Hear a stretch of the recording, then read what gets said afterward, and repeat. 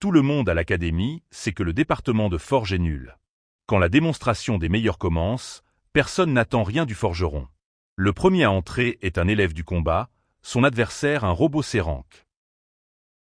Comme prévu, il le détruit d'un coup, projetant des morceaux. Les élèves applaudissent. Puis, une élève du soutien arrive avec son corbeau. Son adversaire est le même robot Sérank, mais renforcé. Cela ne pose aucun problème à son corbeau. Il s'élève et porte un coup rapide, laissant un trou au milieu du robot blindé. Tous les élèves l'acclament comme une prodige. Tous sont convaincus que le représentant du département de forge sera humilié. Mais quand C1 entre, la donne change. On lui propose un robot des ranks, pensant qu'il n'est pas au même niveau. Mais il demande un robot B-rank blindé. Tout le monde est choqué, mais il prépare le robot. C1 commence à charger son épée dans son fourreau avec du mana, tout son équipement est fait maison. En voyant son équipement, tous sont stupéfaits. C1 finit de charger son épée, sa flamme multicolore est incroyable. Même avec l'armure énergétique, un coup de C1 suffit à le réduire en poussière, ainsi qu'une partie de l'arène. Quand la poussière se dissipe, tout le monde est sans voix. Même l'animateur ne trouve pas les mots. Qui est C1 ? Dans le passé, il était le plus grand forgeron. Mais même lui n'avait aucune chance quand les rois démons ont décidé d'exterminer l'humanité. Les héros se battent et remportent la victoire, mais le prix est élevé. Même sans démons, il ne reste rien du monde. La planète est engloutie par la mer périssante, et la victoire semble être une perte totale. Lycéen, le dernier forgeron, regarde la mer infinie qui se rapproche. À ses côtés, 3 héros blessés ont tué les rois démons grâce à l'équipement qu'il a fabriqué. Mais leur heure est venue, et C1 est seul, entouré par la mer. C'est alors qu'il décide de forger un dernier objet. Il n'a presque plus de temps ni de ressources, mais avec son talent, il extrait un minerai spécial de son corps et commence à forger une dague. Juste avant que l'eau l'atteigne, il termine son œuvre. Puis il se poignarde. Tout s'éteint. Une lumière l'aveugle, il se demande s'il vit. Une voix l'appelle, Candidali, un nom qu'il n'a pas entendu depuis 31 ans. En regardant autour de lui, il se demande si sa vie défile devant ses yeux. Puis il se rappelle de la dernière arme qu'il a forgée. La manifestation s'appelle Retour à l'origine, et cela le frappe. L'instructeur lui lance un avertissement. S'il ne prend pas cela au sérieux, il sera expulsé. Alors que C1 prend son arme, il pense à ses regrets passés et se demande s'il peut vraiment changer l'avenir. Prenant l'arme, il se rappelle que le passé n'a plus d'importance. Ce qui compte, c'est qu'il a une seconde chance. Il doit saisir cette opportunité pour protéger tout le monde. Cela lui apporte un sourire d'espoir. Trouver les 3 chiens attendra. Il commence. Son forgeage parfait attire le surveillant. Le professeur se penche, observant attentivement. Le travail de marteau de C1 semble lent, mais le rythme est parfait, créant une résonance claire à chaque coup. Après avoir vérifié les matériaux, le surveillant conclut que ce savoir-faire est de premier ordre. Tous deux sont convaincus que cette pièce suffit pour réussir l'examen. Mais, à leur grande surprise, C1 brise l'objet. Dans cette nouvelle vie, il n'est pas question de compromis. L'assistant Anne est furieux, voyant cela comme une insulte. Mais C1 demande calmement une chance de refaire l'assignation. Quand Anne proteste, le surveillant le réprimande, notant que C1 n'a enfreint aucune règle. Le professeur lui rappelle qu'il reste 40 minutes. C1 affirme qu'il ne peut pas soumettre quelque chose de médiocre. Impressionné, le professeur lui souhaite bonne chance. Notre héros recommence, mais il se heurte à un mur. Son corps jeune manque de mana et de force, et le temps file. Il lui faut un raccourci. Soudain, un bruit étrange attire l'attention. Les autres candidats regardent, stupéfaits. C1 infuse du mana dans des pierres d'allumage. Un candidat l'avertit que si elles prennent feu, elles exploseront. Notre héros ignore les cris et lance les pierres dans la forge. La pièce devient chaotique, les étudiants paniquent, quelqu'un crie pour un extincteur. Il lui ordonne de surveiller le feu, refusant de paniquer comme un novice. Devant eux, un démon de feu 5 couleurs s'élève, sa température renforcée par la résonance des pierres d'allumage. C'est une technique brillante nécessitant un contrôle précis du mana, mais utilisant peu d'énergie. Les autres candidats admirent la forge stable, réalisant qu'en dépit des apparences, rien ne va exploser. Le professeur note la teinte changeante de L lingot de fer, reconnaissant la technique avancée utilisant la résonance des pierres d'allumage pour amplifier la chaleur. En regardant l'horloge, il reste sceptique sur la capacité de C1 à terminer dans les 30 minutes. Alors que le martèlement continue, le corps de C1 devient son plus grand ennemi. Ses réserves de mana s'épuisent et sa barrière échoue, le laissant endurer la chaleur de la forge. Il se promet de prioriser l'entraînement physique après l'examen. Mais pour l'instant, il surmonte l'épuisement, utilisant chaque seconde. Quand l'instructeur demande d'arrêter, notre héros termine son travail, la lame de feu 5 couleurs, déclenchant une notification système pour une compétence artisanale unique. La qualité de la lame choque la pièce. Les résultats du jugement sont très élevés, et C1 propose au professeur d'examiner les statistiques détaillées de l'objet. L'assistant Anne, impressionné, déclare une note de passage sur le champ, oubliant d'attendre le mot officiel du professeur. Après l'examen, C1 se retrouve dans le bureau du professeur Kim In-keol. Bien que C1 acquiesce poliment à la question de sa satisfaction, le professeur sent une insatisfaction dans ses yeux. Kim In-keol suggère à C1 de retirer sa candidature, expliquant que son département de raffinage est en perdition. C1 sait que le département finira par s'effondrer et que l'Académie Vulcan prendra les devants. Cependant, quand le professeur tente de le diriger vers Vulcan, C1 l'arrête. Il corrige le professeur, affirmant que Vulcan ne sera pas le meilleur institut car il compte transformer Babel par son inscription. Entendant l'affirmation de C1, le professeur lui rappelle qu'il doit devenir major de promotion d'abord. Notre héros ne bronche pas, convaincu qu'il est dans une catégorie à part. Mais décrocher le titre à Babel ne sera pas facile.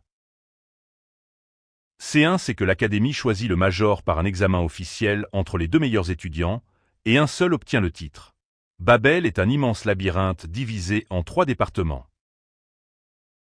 Akarkuf pour le combat, Ur pour le soutien, et Borsipa pour la tech.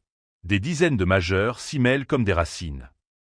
Pour devenir major dans ce chaos, un étudiant doit briller parmi ses majeurs et prouver qu'il est le meilleur.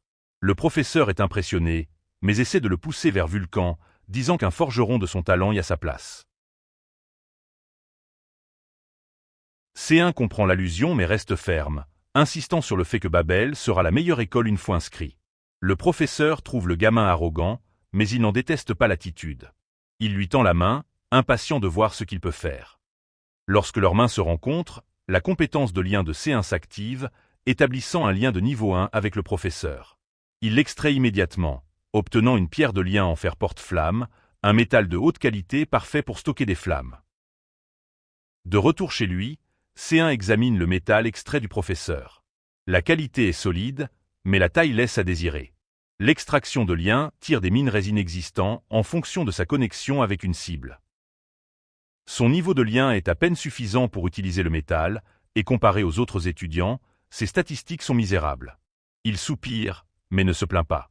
Avoir des statistiques misérables pour revenir dans le passé est une bonne affaire. Il se dit de ne pas être gourmand.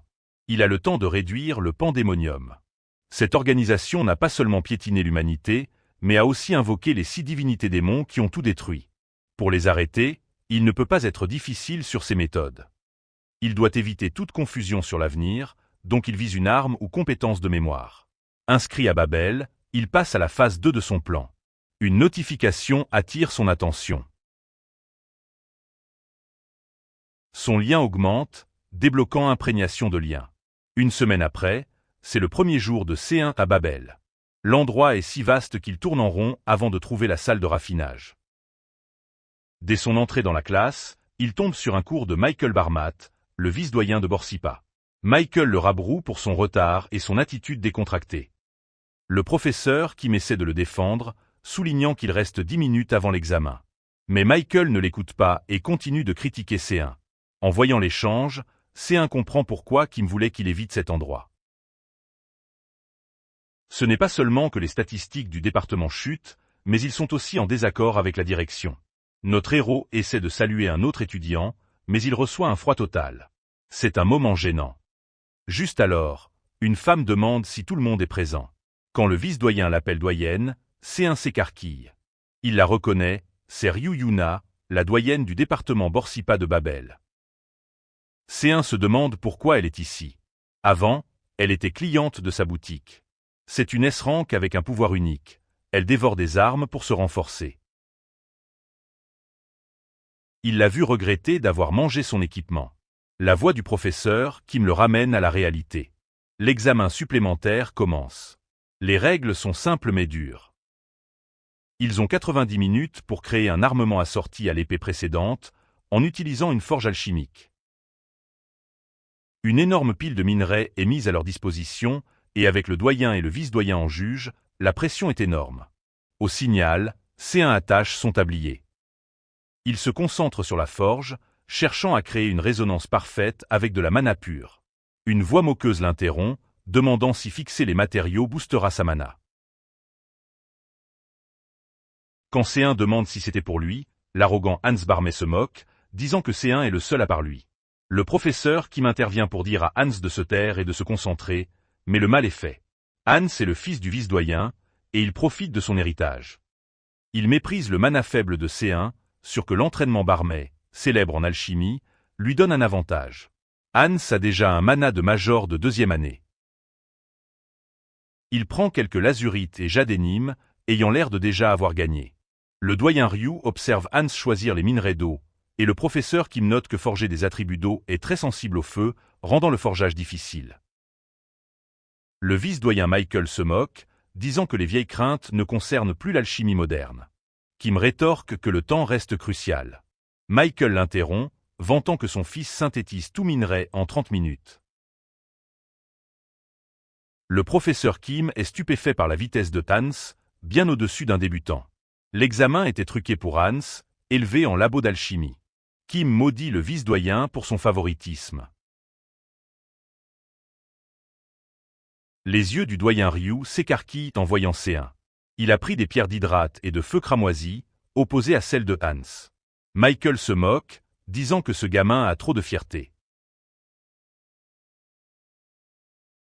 Même Hans ne peut s'empêcher de fixer, se demandant si C1 a choisi ces minerais juste pour être un contrariant. Du point de vue de Hans, ce choix est stupide. Avec le faible mana de C1, il ne peut pas contrôler les pierres de feu cramoisi. Hans commence à se détendre, pensant que ce sera une victoire facile, mais il remarque quelque chose d'étrange. C1 active sa compétence, imprégnation de lien. Il équipe le fer portant la flamme à son bras droit. Son membre s'embrase. Hans se moque, voyant un tour, mais notre héros reste concentré. Le vice-doyen sourit, voyant C1 tenter une résonance minérale. Pour lui, c'est une erreur de débutant. Utiliser de la mana pure pour résonner avec des minéraux élémentaires rend généralement l'énergie folle, menant à un accident. Il se penche en arrière, attendant l'explosion, mais rien ne se passe. Au lieu de ça, la puissance de feu de C1 monte à un niveau incroyable, presque éblouissant les spectateurs. Dans un flou parfait, il termine la synthèse et crée une gaine de feu pour son épée. La pièce se tait quand la description de l'objet apparaît. C'est un objet rare qui stocke beaucoup de mana de feu et libère une compétence, Smoldering Wildfire. Hans, en forge, transpire à grosses gouttes. Il n'arrive pas à comprendre comment notre héros a terminé une synthèse aussi volatile sans accroc. Il commence à douter de son analyse, et c'est là que les choses tournent mal. Distrait et arrogant, Hans rate le timing en imprégnant ses monostones. Son père réalise l'erreur et crie un avertissement, mais c'est trop tard. Une énorme explosion secoue le laboratoire. Quand l'après-midi arrive, la salle de raffinage est un désordre de fumée. Le vice-doyen, Ever the Snake, tente de favoriser son fils. Il déclare le match nul, utilisant la blessure de Hans pour repousser la décision finale. Le professeur Kim n'est pas d'accord. Il souligne que l'accident est dû à la négligence de Hans. Michael rétorque en accusant Kim de se soucier plus des résultats d'examen que du bien-être des étudiants. Mais Michael n'a pas fini de jouer sale. Il critique C1, affirmant qu'atteindre une résonance complète et un bon rendement de mana en moins de 5 minutes est impossible pour un débutant. C1 les observe, pensant à sa technique, inconnue depuis des années. Il a utilisé une méthode d'armement alors que la forge normale suffit. Pour lui, l'alchimie ne tue pas le minerai. Il s'agit de trouver le cœur du minéral et de laisser la vie du minerai s'épanouir. Il a pris un raccourci futuriste, mais n'expliquera rien à Michael. Il fait l'innocent, le regard vide. Michael mord à l'hameçon, souriant et traitant C1 de fraude. Il dit qu'un étudiant forgeant un objet rare est impossible, donc il a triché. R s'énerve, mais le doyen Ryu l'interrompt. À la surprise générale, il acquiesce, affirmant que le talent de C1 n'a pas de sens. Michael, ravi, pense que le doyen le soutient pour disqualifier le gamin. Mais ensuite, le doyen Ryu ne se préoccupe pas des règles. Elle fixe la gaine, et sa bouche salive. On dirait qu'elle est sur le point de craquer, impatiente de mordre dans l'armement. Elle se demande si elle peut au moins en lécher un morceau, laissant toute la pièce stupéfaite par sa bizarre avidité. Plus tard, notre héros sort, réfléchissant à sa gaine nouvellement forgée. Le timing était décalé, rendant le produit final immature à ses yeux d'expert, mais c'était suffisant pour laisser un goût amer au vice-doyen. En marchant, le nom Barmet lui trotte dans la tête. Il sait qu'il l'a déjà entendu. Puis ça fait tilt. Il se souvient d'une histoire de Louis Valand, qui avait mentionné avoir acheté un armement à Babel qui avait explosé, laissant des brûlures de mana. Il réalise que Hans était probablement le forgeron incompétent derrière les blessures de Louis. Son plan était de retrouver et réhabiliter les 3 chiens, mais il décide de laisser Louis tranquille pour l'instant. Ses blessures font d'elle une chienne explosive. Dans la salle de Borsipa, un débat intense est en cours. Le doyen Ryu pousse pour nommer C1 major de la promotion, mais les autres professeurs sont sceptiques lorsqu'elle demande si quelqu'un a une objection. Michael prend la parole, le présentant comme une suggestion, lui rappelant qu'elle vient à peine de devenir doyenne. L'argument se concentre sur le fourreau. Impressionnant, mais le conseil veut un examen approfondi. Le professeur Kim intervient, notant que même si le travail manque de finition, l'utilisation du mana et sa compatibilité avec la lame de feu sont géniales. Un prof admire le rapport, mais doute qu'un débutant réussisse. Le doyen Ryu les fait taire avec une bombe. Elle dit au conseil que l'armement qu'ils examinent n'est que 60% de ce que C1 voulait créer, et cette lacune rend son potentiel terrifiant. Pour trancher, elle leur propose d'assister à sa démonstration de major. Elle est si confiante qu'elle met sa carrière en jeu. Si sa décision n'est pas acceptée après l'avoir vue, elle démissionnera. Le lendemain, lors de la cérémonie d'ouverture, l'empereur Ludwig Schubert commence avec un long discours sur Babel. Il explique qu'il y a 5 ans, les cieux ont envoyé la tour des héros pour l'évolution humaine. Mais le monde en dessous a libéré le marais du pandémonium pour corrompre tout sur son passage. Alors que l'humanité gagnait de nouvelles possibilités, une calamité massive est née. Babel, au milieu de l'océan, produit des héros depuis. Maintenant, l'empereur invite les nouveaux étudiants à rejoindre leur rang. En regardant le vieil homme, C1 sait qu'il n'est pas aussi vertueux qu'il le prétend. L'annonceur appelle enfin la démonstration du major, convoquant les meilleurs candidats sur scène.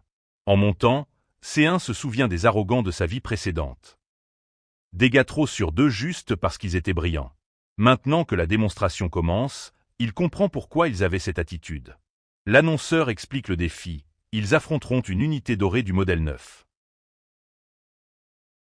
Ce n'est pas un simple mannequin. Il a assez de performance pour s'affronter avec un héros de rang C. En regardant le robot, notre héros se demande s'il peut utiliser les arts martiaux, n'ayant pas d'armes. La première démonstration vient du département de combat dirigé par le major Jake Myers. En le voyant, C1 devine qu'il est le 3e fils de la famille Myers, célèbre pour son escrime, mais ce garçon excelle en arts martiaux. Jake se prépare contre le robot et le match commence. Le robot charge, mais Jake esquive facilement. Il se baisse sous une autre frappe, restant léger. Le robot insiste et Jake continue d'esquiver jusqu'à ce qu'il décide d'attaquer. Il se jette en avant comme un animal sauvage et frappe le robot au ventre. L'impact écrase la plaque métallique, laissant le public choqué. C1 se rappelle que dans sa vie précédente, ce gars est mort jeune, à Rank, dans la vingtaine. Il est un prodige, ce qui intrigue notre héros sur sa mort précoce. Jake ne s'arrête pas là et pulvérise la machine.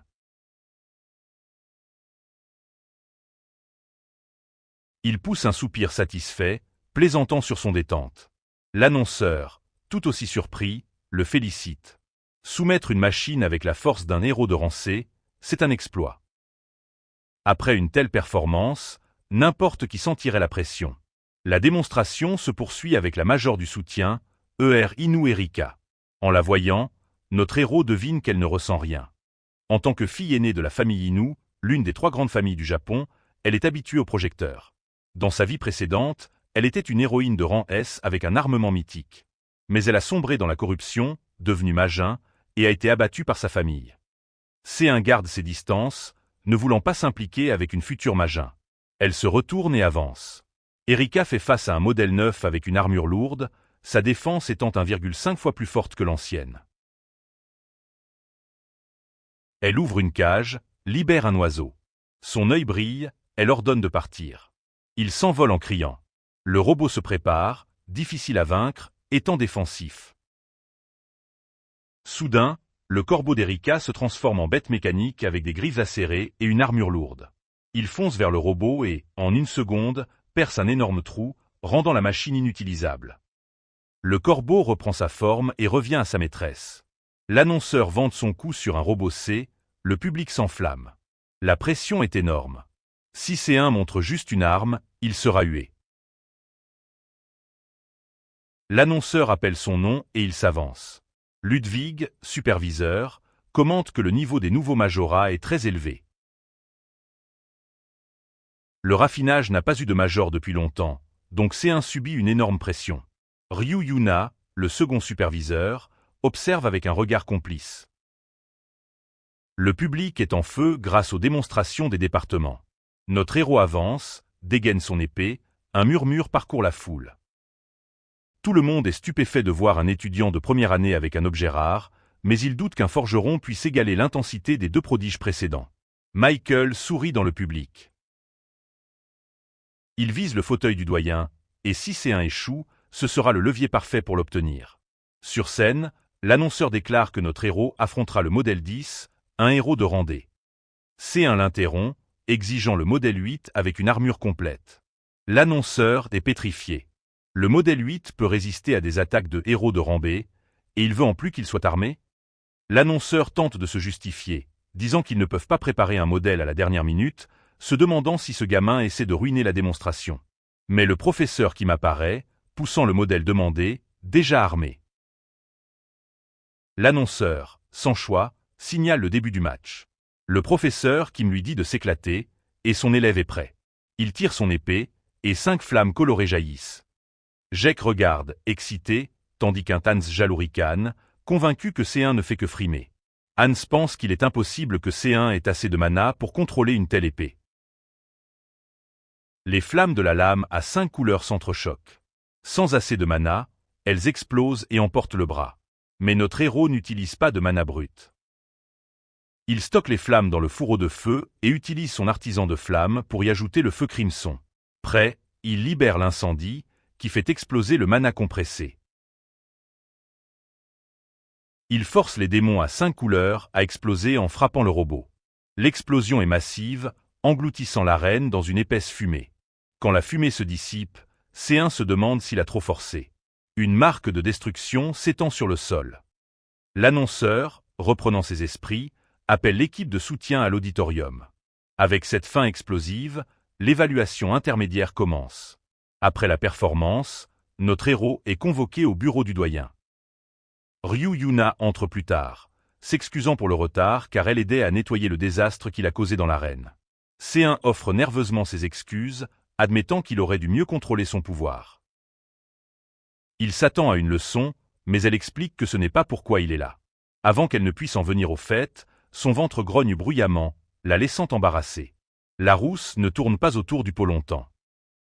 Elle le regarde et propose d'acheter sa lame et son fourreau pour 10 fois le prix du marché. C1 est trop stupéfait pour comprendre l'offre. À ce moment, une notification retentit. Il a formé un lien avec elle. Dans sa vie précédente, il lui avait donné ses armements plusieurs fois pour créer un lien.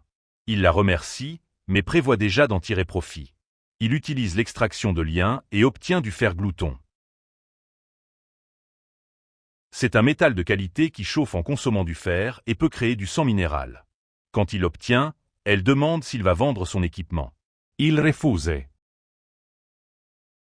Le professeur Kim entre pour emprunter C1, laissant le doyen avec le ventre qui grogne. Kim l'emmène à l'Académie Babel, à Marduk Mansion, pour voir le directeur. En route, il dit à C1 de bien se tenir. Le directeur n'a pas juste ignoré le désordre. Il est bien au-dessus d'eux. C1 assure à son prof qu'il gère et entre. C'est Ludwig. Dans sa vie précédente, il était le héros qui a combattu un être divin démoniaque dans le ciel océanique. Ludwig commence en trouvant les armements de C1 intéressants. Il a des regrets, mais de grandes attentes. En entendant le mot regret, C1 veut jeter son œuvre au four. Ludwig lui propose 2 récompenses pour son travail. Après réflexion, il demande quelque chose pour augmenter sa mana et sa mémoire. Ludwig fait tomber 2 objets dans les mains de C1. L'un est de Linkrock, qui absorbe la mana, l'autre est du Dream Ivory, lié au rêve. C1 est stupéfait. Linkrock est rare, le Dream Ivory presque introuvable. Ils seront difficiles à manier, mais il a déjà une idée. C1 dit qu'elles sont parfaites. À peine sorti, une voix demande à Ludwig pourquoi il a donné 2 récompenses à un seul gars. Ludwig répond que c'est parce que C1 peut les gérer.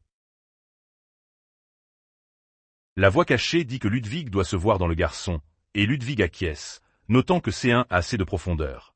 La voix répond qu'elle ne peut pas saisir à quel point cette profondeur est grande. Quand notre héros entre dans sa classe, Hans se vante de ses liens avec Howard, un major de promotion à Borsipa. Les autres camarades sont impressionnés. Mais quand C1 entre et lance un regard noir à Hans, le blond est paralysé par la peur. Tandis que Hans maudit le banné C1, le professeur Kim entre pour commencer le cours. Il présente des ingots appelés projections alloy, un matériau bien plus sensible à la mana que les minerais communs. Kim montre en injectant de la mana dans un ingot. Instantanément, l'armement imaginé est créé avec aisance. En observant le professeur, notre héros réalise qu'il n'est pas devenu l'un des 100 meilleurs artisans pour rien, un fait qu'il a ressenti en créant leur pierre de lien. Les armements créés ne peuvent pas être utilisés au combat. L'alliage, si sensible à la mana, enregistre le subconscient du créateur, les forçant à réfléchir sur leur moi intérieur. C'est pourquoi on les appelle l'alter ego. Les lames qu'ils créent reflètent qui ils sont vraiment. Le prof qui me dit que le département de raffinage utilisera ces alter ego au lieu d'une présentation classique, exposée une semaine. C1 voit que ces alliages coûtent plus de 10 millions de wons. Cela montre à quel point Babel s'investit pour rendre une simple présentation personnelle grandiose. Hans essaie d'abord, mais il ne peut pas contrôler son épée. Notre héros, lui, se demande pourquoi personne ici n'a de véritable talent. Puis son nom est appelé. Fixant son ingot, C1 décide de ne plus se retenir. Il est déjà le major du département, alors autant y aller à fond. Il laisse sa mana s'écouler, mais réalise trop tard qu'il a peut-être trop forcé. Une explosion brise les fenêtres. À la cérémonie, une foule immense vient voir l'alter ego du meilleur élève. Surprise, ce n'est pas qu'une épée. L'ingot de C1 a absorbé 19 alliages de projection, résultant en une exposition de plusieurs armes que le département a décidé d'exposer telles qu'elles ont été créées.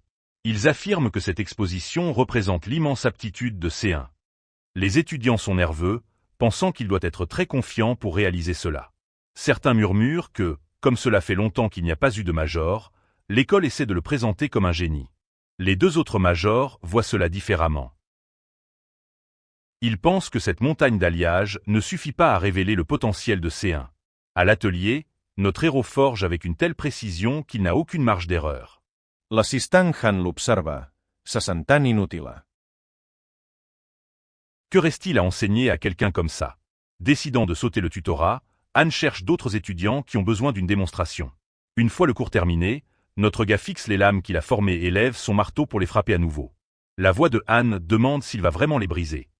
Il propose de les garder pour livrer les produits finis après la forge, afin que les cadets aient leur budget. Le système de Babel dépend des ventes d'armes. Anne se demande pourquoi C1 est insatisfait. Est-ce sa mana? Il admet que c'est son corps le problème. Il doit s'entraîner avec le Heavy Ink Rock, mais sa résistance physique n'est pas à la hauteur. Anne propose d'utiliser des buffs au lieu de l'entraînement physique. La réalisation frappe C1.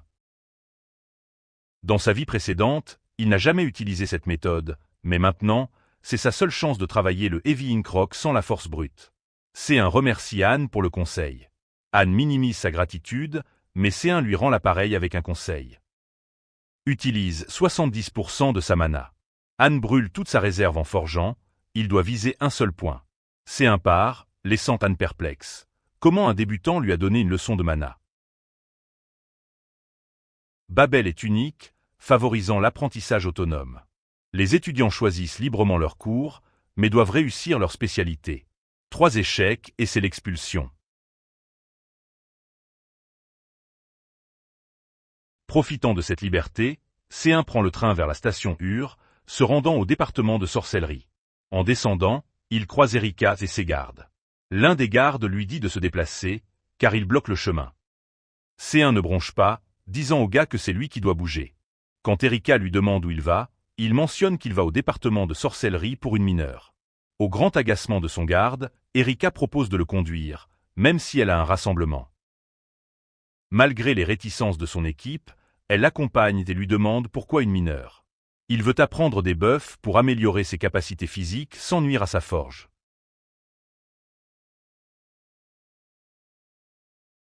Erika explique que l'application varie selon l'utilisateur. Pour le prouver, elle crée une barrière sur une enveloppe et le défie de la déchirer. C1 essaie mais échoue. Il se demande si elle a augmenté la durabilité du papier, mais réalise que ce n'est pas ça. Il remarque que le matériau conserve ses propriétés, mais se durcit sous une forte force. Il note que la technique est parfaite pour la forge, qui nécessite un contrôle délicat. Erika lui suggère de demander de l'aide à un professeur pour une formule complexe. En examinant l'enveloppe, la formule lui semble familière. Erika veut présenter le prof de barrière, mais ses mots s'arrêtent. Elle le regarde, choquée, déchirer l'enveloppe. Il a compris et démonté la formule de barrière. Il la remercie et propose de manger avec ses laquais. Les gardes le pressent. Erika observe C1 s'éloigner avec une expression sombre et intriguée. Elle lui dit qu'elle lui fait une invitation, le laissant surpris. Plus tard, quand elle le conduit au département de sorcellerie Ur, les rumeurs vont déjà bon train. Certains étudiants pensent qu'il y a une étincelle romantique entre eux, d'autres affirment les avoir vus ensemble lors d'expositions nocturnes. OR est sûr qu'elle n'a pas de sentiment pour lui, sinon le lien aurait été établi. Il est là pour un test de placement avant de s'inscrire. Erika le conduit au site de test de composition de barrières, mais l'endroit est en désordre. C1 se demande s'ils partent à la chasse au trésor ou si quelque chose est caché derrière une barrière, mais il traverse accidentellement la sécurité et réussit le test d'entrée. Il est surpris quand l'instructeur dit qu'il a déjà passé la première phase. Robert Perry, prof de barrière, a entendu qu'Erika s'intéresse à C1. Ses laquais ont montré une photo. En regardant les données, le professeur comprend pourquoi elle se présente au cours de base, une manœuvre qui a triplé le nombre de candidats. Pour compliquer les choses, le frère d'Erika de la famille Inu a aussi demandé une place dans le cours. Le professeur Perry s'intéresse à C1 qui a contourné le labyrinthe de l'âme, une barrière qui déforme les sens. Un étudiant ignorant ne devrait pas le détecter ni le traverser.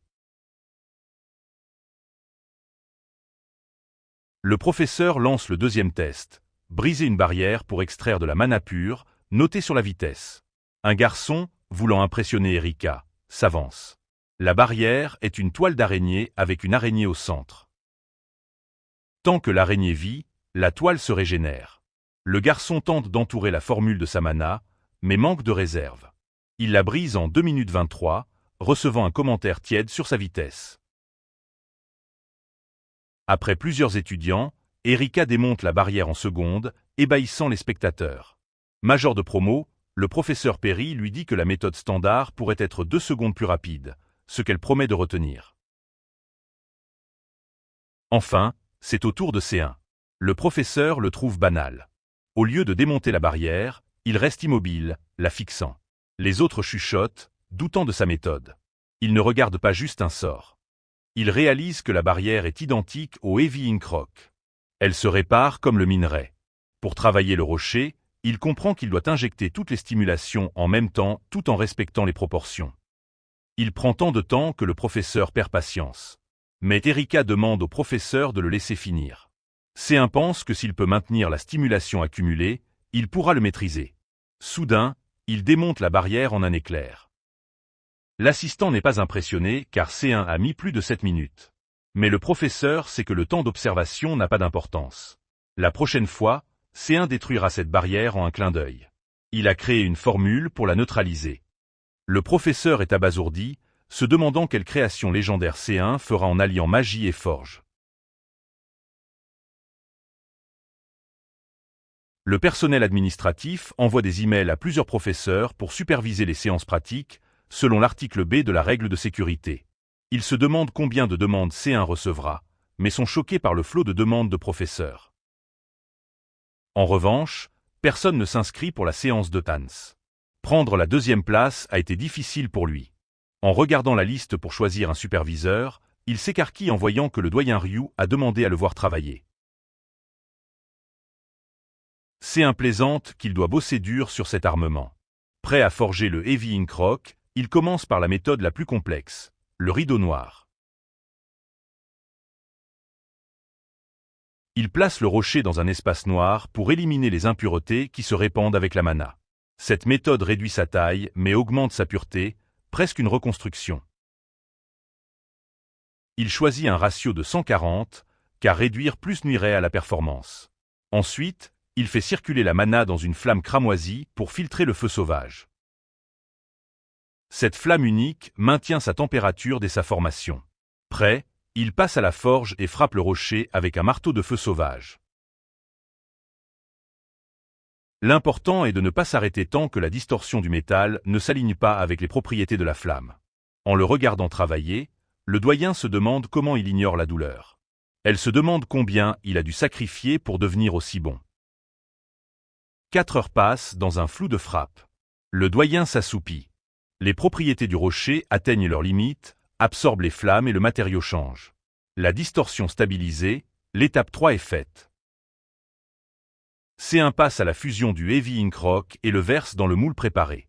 Cette étape ne nécessite ni coulée ni forgeage car les propriétés du matériau se déplacent naturellement dans l'obscurité du moule. Le doyen est stupéfait par ces techniques. Il passe à l'étape 4, synchronisant le Heavy Ink Rock avec une formule de démontage. En un instant, il crée un circuit de mana. Une explosion secoue la pièce avec l'apparition du bracelet araignée en encre. Il n'a pas encore exploité tout son potentiel, mais les nouvelles possibilités débloquées sont de premier ordre. Il acquiert aussi une nouvelle compétence. Il vérifie le bracelet. Objet rare, qualité moyenne, absorbe la mana et pèse selon son contenu. Il permet d'utiliser l'anneau explosif. C'est un grand succès, mais voir l'objet fini fait grogner l'estomac du doyen roux, ce qui l'embarrasse. Elle se penche, impressionnée par la résonance. C1 admet que ce n'est pas encore très puissant, mais s'il joue bien ses cartes, il pourrait viser un effet d'ensemble plus tard. Il s'excuse de ne pas avoir un armement complet pour elle, alors il lui offre les restes du bracelet. Elle les considère comme un amuse-bouche, grignotant et disant qu'il goûte les miettes frites. C1 se demande s'il a une habitude de créer des choses qui correspondent à ses goûts. Pas qu'il s'en plaigne, car cela fait des merveilles pour leur lien. Elle dit que c'est dommage de manger des restes alors que le vrai plat est là, puis revient à son offre d'acheter sa lame et son fourreau. C1 n'est pas prêt à vendre, il en a besoin pour son cours de soumission et doit la garder sur sa faim. Il promet de lui faire quelque chose de mieux plus tard, et elle a hâte. Une fois le travail fini, elle lui dit qu'il peut partir pendant que le personnel nettoie. Cependant, la fatigue rattrape C1 et il s'effondre. Elle s'inquiète, mais il balaie ça, blâmant la forge pour son épuisement. Elle propose de le ramener à son dortoir et lui demande s'il a peur des hauteurs. Quand il dit non, elle le prend dans ses bras et bondit dans les airs. Les restes qu'elle vient de manger lui donnent un coup de pouce en puissance pendant qu'il vole. C1 réfléchit à combien de choses ont changé depuis sa vie antérieure. Pendant ce temps, ailleurs dans l'académie, Erika l'attend, se demandant comment lui délivrer son invitation. Le site communautaire de l'Académie Babel est en ébullition. Quelqu'un a posté une photo d'elle attendant C1 devant le département de raffinage pendant 3 heures. Les commentaires sont un bazar de théories. Beaucoup pensent qu'elle attend notre garçon. C1 voit le poste et se dit que si c'est important, elle le retrouvera. Pour l'instant, il a d'autres soucis. Le prof Ricardo Miles, du cours, commence la journée par une bombe. Il dit à la classe de se rendre au centre d'entraînement immédiatement, ajoutant que le dernier à arriver sera puni par 20 tours de piste. Toute la classe se précipite, laissant notre garçon se demander si c'était censé être un cours théorique. Malheureusement, avec ses stats actuels, C1 est le dernier et se prend la pénalité des 20 tours. En courant, le professeur l'observe, perplexe de voir comment quelqu'un avec une faible endurance a réussi à faire de la forge intermédiaire. Une fois la classe installée, le prof confirme que le cours sur les outils était théorique, mais la méthode a changé à cause des flammes Bloodhunter. Ces chasseurs ciblent les forgerons capables de forger des lames de feu de grade héros ou supérieur, rendant essentiel pour les étudiants d'être physiquement préparés. Même dans sa vie antérieure, ce cas restait un mystère non résolu. Le professeur explique que le cours se tourne vers la pratique physique pour préparer les étudiants à l'autodéfense. L'objectif est d'apprendre la nature des outils tout en s'entraînant à survivre à une embuscade. C1 réalise qu'il doit être prudent et décide d'augmenter son endurance brute. Pour cela, il utilise son bracelet pour stocker du mana, ce qui l'aide à booster ses stats de 5 points. Il espère qu'en maintenant ce régime, son corps sera prêt au combat d'ici la fin de sa première année. Le professeur l'appelle, mettant fin à sa course de pénalité. On lui remet une épée pour évaluer son maniement avec quelques mouvements de base.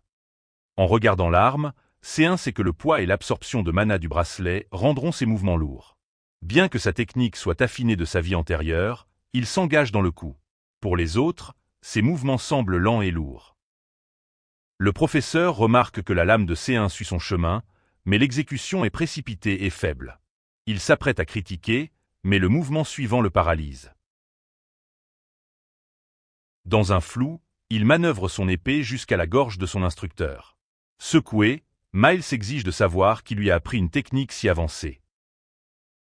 C1 se souvient que son instructeur dans sa vie antérieure prétendait avoir inventé ce style en 10 minutes. Cette personne était un client fauché qui ne pouvait pas payer et a payé avec la technique. C1 trouve une excuse, affirmant qu'il a appris en regardant des vidéos en ligne. Étonné par son talent naturel, Miles lui demande s'il veut apprendre l'art correctement.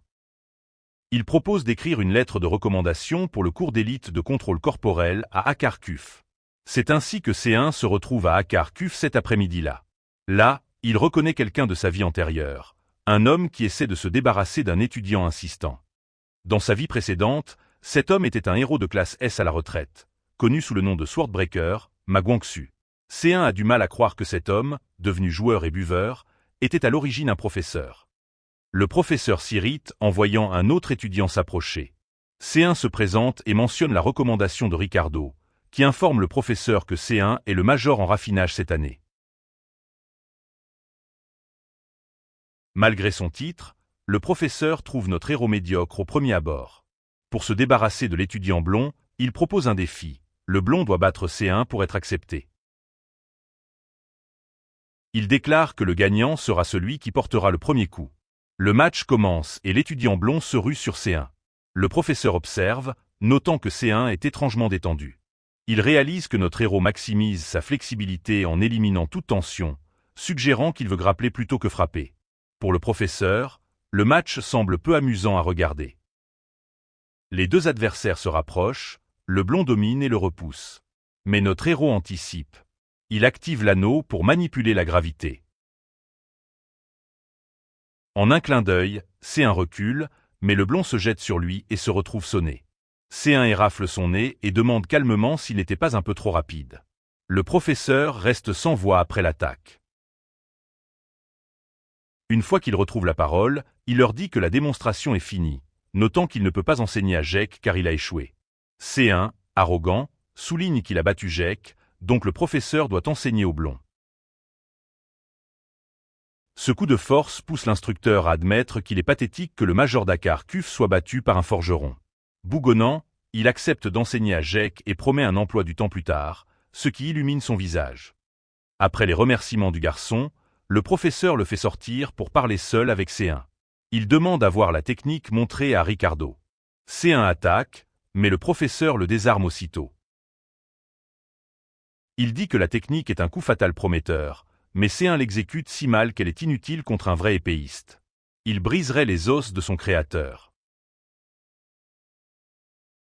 Ignorant que le professeur sera celui qui la créera, il propose d'aider C1 à bâtir une base physique solide pour soutenir une telle compétence. Notre héros est inscrit dans sa classe et congédié. En partant, le professeur pense que le garçon a une haute opinion de lui-même. Dehors, Jake le rattrape et lui tend une invitation, celle qu'Erika voulait qu'il ait. C'est une invitation à noblesse, Un rassemblement pour les cadets de familles élites. C1 hésite, mais Jack insiste que c'est pour le remercier. En rentrant, C1 planifie son emploi du temps. Avec des mineurs en barrière et contrôle corporel, il veut en ajouter un de son département. Il pèse ses options entre alchimie et enchantement. Juste à ce moment-là, une fille apparaît. Elle est fascinée par son bracelet et demande si c'est lui qui l'a fabriqué. Quand il confirme, elle supplie d'y ajouter un enchantement. À cet instant, un lien se crée avec Leia Claudel. Dans sa vie antérieure, elle était une génie qui a fait monter un grade d'armement de 2 rangs par son enchantement. Elle a presque fait exploser l'industrie de l'enchantement en réalisant que le bracelet est en roche à encre lourde. Il s'installe pour qu'elle l'examine, et elle commence à débattre des formules à utiliser. Le problème, c'est qu'elle veut en ajouter trop. La compatibilité du matériau est trop bonne. Entendant sa passion, C1 décide de lui laisser l'objet, ayant déjà un remplacement. Étonné par sa confiance, il se présente. Elle est en 3e année d'enchantement. Leur échange est coupé par un homme d'Erika. Demandant un mot avec notre héros, Leia tente de protester, mais C1 l'arrête, disant au gars de parler pendant qu'il finit son café. L'homme exige qu'il s'excuse auprès d'Erika pour avoir déchiré son invitation. C1 rappelle qu'Erika lui a demandé de la déchirer. Le sbire admet que c'est vrai, mais argue que notre héros n'aurait pas dû accepter la nouvelle invitation de Jack. Frustré, C1 demande si c'est vraiment Erika qui l'a envoyé, mais il est clair que le gars agit seul. Leia intervient pour le remettre à sa place, soulignant qu'il n'est qu'un serviteur du jeune maître de la famille Inu. Furieux, l'homme déclenche un sort d'illusion, déformant les environs et grognant qu'il y a beaucoup de gens à Babel supérieurs à eux. C1 remarque que l'homme parle de lui, ce qui attise la colère du sbire. En réponse, l'homme envoie des bêtes illusoires vers eux. C1, imperturbable, reste ferme. Il réalise que ces bêtes ne sont pas de pur mana. Il devine que l'homme utilise une plume pour ancrer l'illusion. Terrifié que son secret soit découvert, l'homme voit C1 saisir son poignard. Grâce à l'empreinte du fer de la gloutonnerie, C1 fait disparaître le poignard. Le sbire pousse un cri horrifié quand son arme disparaît. C1 active son anneau explosif, se jette sur lui et lui assène un coup de poing qui met fin à la confrontation. Une fois le nuisible écarté, il se tourne vers Leia et lui demande quel cours d'enchantement elle recommande. Excitée, elle suggère enchantement ancien, mentionnant qu'elle suit ce cours. Le sbire fuit C1 pour tomber sur Erika. Elle exige de voir son poignard. En le prenant, elle lui ordonne de ne pas en parler à son frère, disant qu'elle s'occupera de l'affaire avec le chef de famille. En inspectant la lame, elle voit l'enchantement anti-vol et se demande si C1 a créé un contre avec sa magie. Elle évalue son aptitude à la forge comme supérieure à S, mais réalise que son aptitude magique doit être ajustée à A. Pendant ce temps, C1 reçoit une notification qu'il a établi un lien avec Erika. Il se demande si elle a vu son combat déséquilibré avec son serviteur. Ayant volé la formule du poignard, il a créé plusieurs répliques comme compensation. Bien qu'il ne puisse pas encore les utiliser, il prévoit de les combiner avec le fil du Black Spirit. Il s'ennuie en cours, connaissant déjà tout ce que le professeur qui m'enseigne. Finalement, le professeur passe à la pratique. Il place des briques métalliques devant les élèves, expliquant qu'ils peuvent changer la forme selon l'arrangement du mana. Il montre comment déformer le fer, disant que maîtriser cette polyvalence fait le talent d'un forgeron. Ils doivent comprendre le potentiel du métal. L'assistant Anne distribue les lingots et Kim charge les élèves de leur premier exercice, manipuler le mana pour créer une simple éraflure. Il les avertit d'être prudents, car les lingots sont sensibles. C1 suit le cours et voit que le prof n'a pas rejeté la forge magique. Les élèves ont 10 minutes. La plupart paniquent, leurs lingots ne reprennent pas forme. Seul Hans et C1 réussissent. Hans est confiant, certain que sa rapidité égale celle de C1.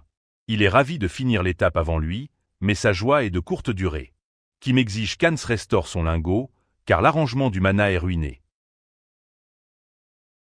Le métal ne peut pas supporter la déformation car la méthode était incorrecte. Le blond est stupéfait, arguant qu'il a suivi les instructions. Kim lui rappelle qu'il n'a pas saisi le potentiel du métal. S'il ne peut pas restaurer l'arrangement, l'équipement se dégrade. Pendant qu'Hans recommence, il remarque que C1 est dans la lune et suppose qu'il a échoué. À ce moment, C1 termine ses arrangements. Kim, stupéfait, lui demande de démontrer la déformation à nouveau. C1 répond avec arrogance que c'est possible parce que ses lingots sont ajustés pour les cadets et qu'il ne pourrait pas réussir avec du fer ordinaire. Kim acquiesce à contre-cœur, mais pense au sein du Saint-Feu, Lee Kansai, le plus grand forgeron. Il se demande si C1 a trouvé une méthode différente pour obtenir les mêmes résultats. Après la classe, Kim l'arrête et lui offre un jade de feu crimson en cadeau d'admission. Il explique qu'en absorbant son essence, C1 peut renforcer sa flamme crimson. C1 le remercie, et le professeur lui suggère de suivre une mineure, les fondamentaux d'armement, qu'il enseigne. Ce cours a le plus gros budget à Babel. C1 réfléchit à sa vie passée, réalisant qu'il n'avait jamais entendu le nom de Kim. Il se demande si l'homme a eu une fin tragique dans la timeline originale, mais note qu'en cette vie, les choses prennent un tournant plus en vue. Il décide alors de suivre le cours. Le professeur lui rappelle qu'il a déjà un emploi du temps chargé, mais finit par accepter, notant que cela fera 4 matières. En se serrant la main, C1 profite du contact pour extraire du fer portant la flamme du professeur. Plus tard, chez lui, C1 réfléchit à sa capacité unique. S'il peut extraire du métal d'une personne, il peut aussi forger et traiter un corps humain. Avoir plusieurs attributs de mana est dangereux car ils s'entrechoquent dans le corps. C'est pourquoi on conseille aux forgerons de s'en tenir à un seul. Cependant, C1 est différent. En laissant son mana interne, habituellement utilisé pour bloquer la chaleur, s'épuiser, son corps commence à absorber l'essence de la flamme cramoisie. Pour maîtriser cela, il doit construire un circuit de mana pour cette flamme. Il commence à forger son énergie interne. En réussissant, son mana se renforce et sa flamme cramoisie passe de F à E+. Cette avancée lui donne un sort de grade S, la magie de forge du corps spirituel. Ses capacités physiques explosent et ses statistiques s'améliorent. Cependant, l'afflux de pouvoir est presque trop à gérer. Juste avant de s'effondrer, il entend la voix de Léa. Elle l'interpelle, lui disant que posséder les matériaux et abandonner est stupide. Elle lui demande s'il va vraiment accepter la défaite. C1 ouvre les yeux, déterminé. Il résout d'utiliser tous les outils à sa disposition. Seul dans sa chambre, il se fixe un but. Il ne vivra pas sans regret, qu'il s'agisse d'un ami ou d'un ennemi. Le lendemain, l'atelier fourmille d'activités. Les étudiants terminent les objets créés durant le semestre, car ils doivent fournir les produits finis à l'école et aux acheteurs externes. L'assistant Anne encourage tout le monde à donner le meilleur d'eux-mêmes. Tous se plongent dans le travail, mais C1 n'est pas satisfait. Son corps n'est pas au top, ce qui a désaligné sa dernière pièce. Refusan-le facile, il redémarre la forge. Il sait qu'un produit standard suffit pour son budget, mais il veut produire au moins un objet de haute qualité. En travaillant, le cliquetis de son marteau s'harmonise jusqu'à ce qu'il entende le son de la mer mourante, signe qu'il touche à quelque chose de profond. Lorsqu'il termine, la lame a un tranchant permanent gravé dans le métal. Il a créé l'épée à lumière blanche et débloque le sort de style lumière blanche de grade C. Bien qu'il ait utilisé du fer, ses compétences d'avant régression réapparaissent. En admirant son travail, il voit ses camarades peiner. Samedi matin, C1 retrouve Léa. Il veut voir ses talents d'enchantement. Elle l'emmène dans un atelier à Akarkuf. Ils arrivent dans un magasin de bricolage tenu par Elena. Dès qu'ils entrent, Elena crie à Léa, lui demandant si C1 est son petit ami. Quand Léa le présente comme le major de la filière de raffinage, la grand-mère se moque, disant que l'académie a dû abaisser ses critères pour accepter un gars au look doux. La vieille dame tourne sa colère vers Léa, soulignant l'énorme pile de travail accumulé. En regardant autour, C1 admire la compétence d'Elena, mais se demande pourquoi elle tient un simple magasin ici. Léa admet que la charge de travail est lourde et montre à C1 sa palette d'enchantement et les poudres qu'elle fabrique en broyant des pierres magiques.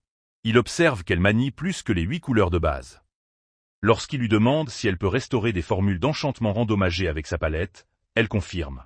Elle explique qu'elle gagne de l'argent en faisant renaître des enchantements sans se soucier des coûts élevés. En la regardant travailler, C1 réalise que la nerd n'a pas raté le titre de major par manque de talent. Elle est tellement plongée dans la joie de son art qu'elle ne se soucie ni des titres ni des classements. En explorant le magasin, C1 voit une pierre à aiguiser qui résonne avec le mana pour accorder des effets spéciaux. Il a hâte de se tester, surtout qu'il vient d'entailler la lumière blanche pour la première fois. Ses pensées sont interrompues par Elena, qui l'encourage à choisir quelque chose dans le tas et à travailler. C1 trouve un couteau usé. La lame est émoussée, mais l'axe n'est pas tordu, prouvant qu'il appartenait à un vrai maître. Il utilise la pierre à aiguiser de qualité pour affûter la lame au maximum. En commençant, la précision de ses mouvements fait hésiter Elena, se demandant si ce gamin est vraiment juste un étudiant. Au fil de la matinée, la fille nerd termine sa tâche et voit qu'Elena est fascinée par le travail de C1. Elle taquine la vieille femme, suggérant qu'elle cherchait une erreur à critiquer, mais a reçu une leçon. Ce commentaire vaut à la fille une tape taquine de la grand-mère. C1 termine et tend le couteau, promettant de mieux faire la prochaine fois. Elena les chasse rapidement du magasin, agissant comme s'il gênait. Un instant plus tard, son frère entre pour récupérer son couteau, disant qu'il est débordé de commandes au restaurant. Elena exprime son désaccord, grommelant qu'il devrait être professeur plutôt que restaurateur. En inspectant son couteau, il s'arrête. Il demande à Elena si elle a aiguisé ou si un assistant a enfin progressé, mais elle le surprend en révélant qu'un simple étudiant de première année a fait le travail. Après avoir analysé le tranchant, il se demande qui est ce mystérieux étudiant. En rentrant, C1 et Léa discutent du passé d'Elena. Léa explique que la vieille femme est une professeure retraitée du département de raffinage qui a ouvert son magasin dans un ancien garage après l'académie. C1 se demande pourquoi elle est partie, surtout que le département de raffinage était le plus faible à Babel dans sa vie précédente. Il note que ce n'est pas un détail à négliger. Léa lui demande timidement son avis sur son enchantement. Il loue ses bases impeccables, mais quand elle commence à se vanter, il la coupe en l'appelant étroite d'esprit. Il souligne que malgré sa vaste connaissance, elle n'essaie jamais vraiment les méthodes. Elle est surprise, mais il insiste qu'elle connaît la théorie sans le courage créatif de l'exécuter. Il lui dit que l'imagination d'un créateur est sa plus grande arme, mais qu'elle a réprimé la sienne. Lorsqu'elle proteste qu'elle comprend son art, C1 décide de lui montrer un truc. Il dit que créer une pierre sous l'eau est du forgeage, mais sculpter l'image de cette pierre à la surface est de l'enchantement. L'enchantement, explique-t-il, est dans la nature d'un rêve. Il fait apparaître sa flamme cramoisie et lui montre la dague. Léa est émerveillée de voir que le renforcement est gravé sous le métal. Il lui suggère de superposer ses enchantements. Il démontre en lançant un couteau, expliquant que la netteté suit le courant de la flamme cramoisie. Bien que son enchantement soit imparfait, il fait confiance à Léa, sachant que des génies comme elle trouvent toujours un moyen. Convaincue, elle demande à garder la dague pour la retravailler. C1 accepte et lui donne aussi les autres dagues. Alors qu'elle le remercie, C1 extrait une pierre de lien d'elle sans qu'elle ne s'en rende compte. Plus tard, notre héros se dirige vers la salle d'arts martiaux, se demandant s'il va croiser Mad Dog aujourd'hui. Il se demande aussi pourquoi Erika s'accroche à son dos. Il lui demande si elle va lui laisser de l'espace, et elle accepte. N'ayant pas le choix, il la laisse l'accompagner. Pendant le trajet, il extrait une pierre de lien de son contact. La pierre de rang S d'Erika contient du mana comprimé qui ajuste les arrangements internes de mana désorganisés avec des minéraux. Pendant ce temps, la pierre de lien qu'il a prise à Léa est le Blast Bloom Complex, un puissant amplificateur pour pousser le potentiel des minéraux mélangés à leurs limites. Ils arrivent à la salle d'arts martiaux, où le commentateur se présente comme la plus jeune professeure de Babel, Ranfan. Elle présente les poids lourds, et la foule devient folle. D'abord, l'héritière de la famille Myers, une major de 4e année d'Akarkov. C'est une bête en combat avec un art martial à. Voici Arya Myers, la maîtresse épéiste qui conquiert la tour des héros. Puis vient le successeur de la lance-ambre de la roue de flamme et le major de 3e année, le patrimoine culturel immatériel sud-coréen. Si un sourit en le voyant, sachant qu'à l'avenir, ce gars poli devient le redoutable Mad Dog, Yom Seonga. Le match commence fort, les lames s'entrechoquent. Arya a l'avantage, coinçant Seonga avec précision. En voyant la performance de Seonga, Sien se demande pourquoi le successeur d'un style de lance prestigieux galère. N'a-t-il pas le soutien nécessaire? C'est surtout la mauvaise qualité de sa lance qui dérange Sien. Mad Dog perd le match et abandonne.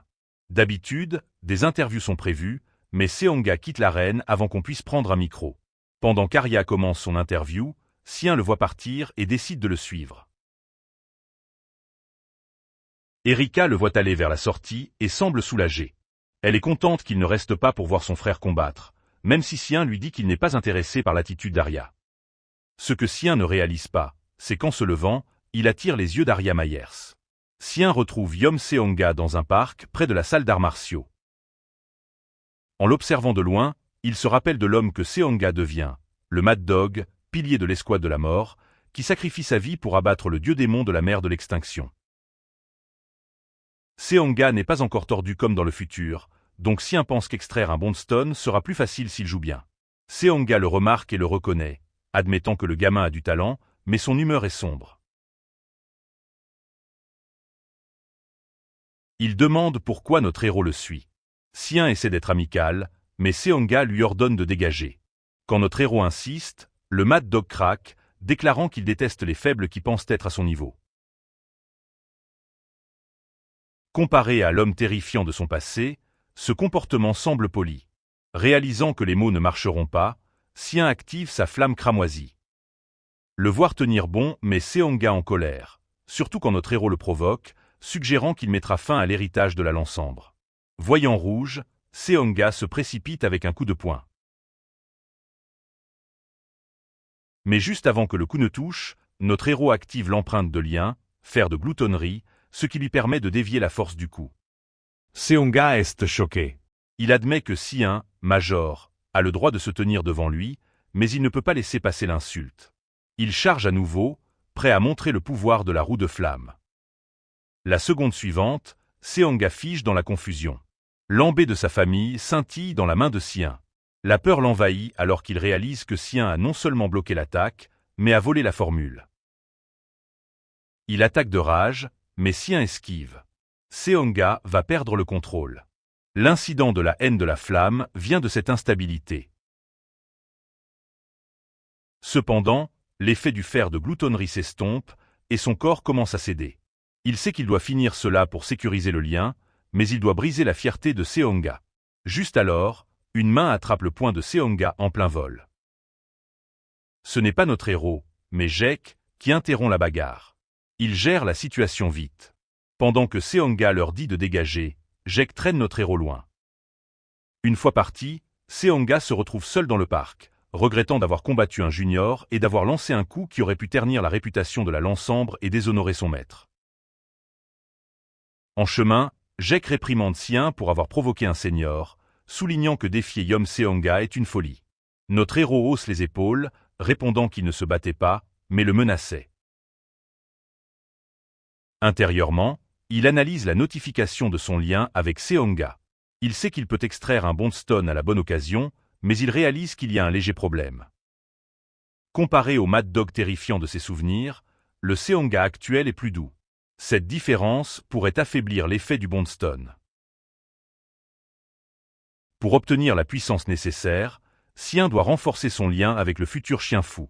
Pour changer de sujet, il se tourne vers Irmest et lui demande comment va sa main après avoir arrêté le coup de Mad Dog. Jaek rayonne, affirmant que sa main est aussi dure que du fer. Cependant, il n'est pas distrait. Il s'inquiète toujours de ce que Xian a dit sur sa sœur. Sachant qu'Arya est sa sœur, Xian lui dit franchement qu'elle est prétentieuse.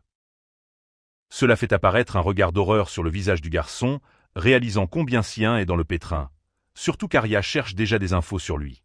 Pour aggraver les choses, Jaek lâche une dernière bombe. Il lui dit que sa sœur s'intéresse à lui.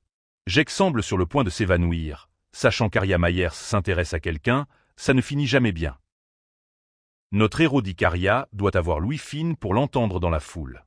Il accepte son intérêt, tant que ça reste juste un intérêt. Intérieurement, il calcule que capter l'attention d'Arya, rivale de Seonga, est le raccourci parfait pour attirer aussi l'attention du fou. Jaek essaie de le prévenir que sa sœur n'est pas à prendre à la légère, mais Xian le coupe. Il traite Arya de mesquine et insidieuse, plongeant Jaek dans une panique totale. Jaek demande pourquoi il la déteste tant, et Xian repense à sa vie passée. Il se souvient qu'Arya a disparu un jour, juste avant qu'on invoque un dieu démon de son épée, la divinité de la lumière éteinte. Bien sûr, il ne peut pas dire ça, alors il prétexte que son visage crie le problème. En partant, Jaek reçoit un message de sa sœur. Elle veut chaque info sur Xian et ordonne à Jaek de faire le lien. Mais son prochain message le fait sursauter. Elle mentionne que sa sœur mesquine veut un service, ce qui signifie qu'elle a entendu toute la conversation. Le lendemain matin, notre gars est dans l'amphithéâtre, son épaule le fait souffrir à cause de la bagarre avec Seonga. Hans est anxieux à propos du calendrier de la réunion d'échange. Leur professeur, Rizdova, arrive pour prendre en charge les cours majeurs. Les étudiants sont malheureux car ce type est fou. Avant de commencer, le professeur distribue les résultats de leurs devoirs et les budgets du semestre. Un par un, ils les prennent, si un est le dernier. Toute la classe veut connaître son budget, mais le professeur annonce une surprise. Sa soumission est si bonne qu'elle est mise aux enchères de deuxième année avant de finaliser son financement. Sien pense d'abord à Michael, mais rejette l'idée. Si problème, Kim serait déjà intervenu. Il oublie le budget et se concentre sur le cours. Le professeur Rizdova commence son cours sur le mana résiduel. La salle se tait quand Yom Seonga entre comme assistant. Les premières années sont surprises de voir un major.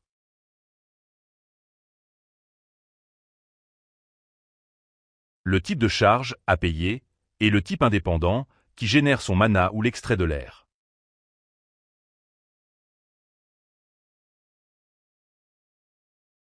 Il fait signe à Seonga de démontrer, ajoutant que le mana de feu est notoirement volatile et difficile à stabiliser. Cependant, si un forgeron maîtrise cette nature sauvage, la rétention de chaleur est inégalée. Tout le monde admire Seonga maniant sans effort ses lances d'ambre de flamme huile, montrant un contrôle impressionnant. Le professeur termine la théorie en leur assignant de créer un objet utilisant le mana résiduel de charge d'attribut feu avec un thème de flamme huile. Il dit à tous de se changer et de se retrouver dans la salle de raffinage. En sortant, certains flattent Seonga, mais il les envoie balader. Seul, il demande au héros ce qu'il a compris de lui. Notre gars lâche une évaluation sombre et clinique qui choque Seonga. Il explique que la puissance du style flamme huile se mesure au nombre de roues qu'un pratiquant peut manifester, notant que le chef de secte, Lee Won-ryong, peut en créer 8. Il souligne que, bien que Seonga puisse en gérer 6 et vise une 7e, il atteint un mur où il ne pourra pas les maintenir longtemps. Seonga est ébranlé car il n'a même pas partagé cette lutte avec son maître. Si-hoon explique qu'il a aussi un attribut de feu, donc il sent que les flammes de Seonga ne vont pas. Au lieu de libérer son pouvoir, il laisse l'énergie s'échapper. Réalisant que Si-hoon a une solution, Seonga demande le prix de son aide. Notre gars n'hésite pas et pose 2 conditions. Seonga doit payer un prix juste pour chaque conseil et consulter Si-hoon pour chaque décision difficile. Il veut une réponse avant d'entrer dans la salle de raffinage. Après un silence tendu, le chien fou accepte l'accord, à condition que Si-hoon lui montre une preuve de son talent lors de l'exercice pratique. Si-hoon est prêt à fournir la preuve pendant l'atelier de forge de l'après-midi. En travaillant, une vague de murmures parcourt les autres étudiants car ils forgent sans plan. Ils regardent avec scepticisme alors qu'ils mélangent des minerais de feu et sombre dans un ratio de 7.3, chuchotant qu'ils gaspillent des matériaux et que le mana opposé va se dissiper. Si-hoon est trop absorbé pour se soucier du bruit. Il attend que la chaleur atteigne le point où le mana commence à fuir, puis enlève ses gants. Il est temps de faire une substitution thermique. Il contrôle les flammes et ses attributs dans le métal. Observant, le professeur Dova réalise pourquoi l'école est obsédée par la soumission aux enchères de Si-hoon. Le gamin maîtrise déjà la substitution thermique en tant que simple étudiant. Bien que cela semble standard pour l'œil non entraîné, Seonga remarque le génie derrière. Il place le mana de feu à l'intérieur et le mana sombre à l'extérieur, créant un équilibre parfait pour dessiner un cercle de mana impeccable. Cela touche Seonga, qui voit son mana sombre comme un obstacle à son style de roue de flamme. En voyant cela, il réalise qu'il pourrait intégrer son mana sombre au lieu de lutter. Cependant, quand Seonga essaie la méthode après le cours, ça ne se passe pas comme prévu. Il crée une roue de flamme noire, mais sa puissance tombe à la 5e roue, ne lui laissant pas la force pour une 6e. Il note que ces flammes noires sont plus fortes que cette roue normale. Le souci, c'est que l'évaluation de la fleur de flamme approche. Si Seonga descend sous 6 roues, il perd son statut de successeur. Frustré de ne pas maîtriser le mana sombre, l'instructeur arrive demain. Désespéré de garder son rang, il dit qu'il fera n'importe quoi pour sécuriser sa position. À ce moment-là, Se-hoon sort une pierre de lien, la pierre noire résonnante rouge, qui permet au mana de feu et sombre de coexister. Seonga emmène Se-hoon dans une salle privée sécurisée, ajustée pour imiter la porte de flamme, afin qu'il forge des outils parfaits. Il divise la pierre de lien et en met un morceau dans 2 lances. Seonga n'est pas ravi de manier 2 armes, surtout qu'une lance est déjà un défi, mais notre héros explique que 2 lances équilibrent ses attributs de mana conflictuels. Pour que cela fonctionne, il explique que Seonga doit manifester une roue de flamme avec sa main gauche tout en libérant du mana sombre avec sa main droite. Alors que le chien fou commence à s'entraîner, il rencontre un obstacle. Notre gars souligne que Seonga laisse fuir le mana sombre dans sa main gauche. C'est un effet secondaire naturel d'avoir plusieurs types de mana, mais pour lui, l'énergie est un désordre car il a passé des années à réprimer l'attribut sombre. Seoun explique que s'il s'habitue à gérer les deux, atteindre 6 roues sera facile. Pour accélérer, il fait porter à Seonga un bracelet pour stabiliser le flux. Après 3 heures d'entraînement intense, le chien fou commence à s'adapter. Cette technique vient de son futur lui, donc elle lui va bien.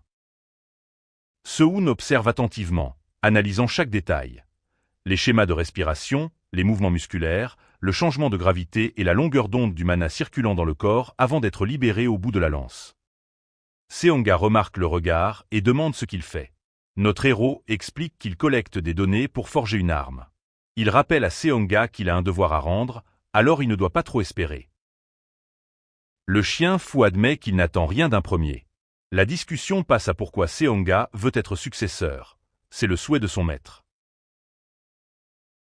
Notre héros se souvient que Seonga était un orphelin recueilli par son maître, le premier chef de secte et un héros même si le maître a pris sa retraite à cause d'une blessure, Seonga le voit comme un père et ressent le poids de réaliser son rêve.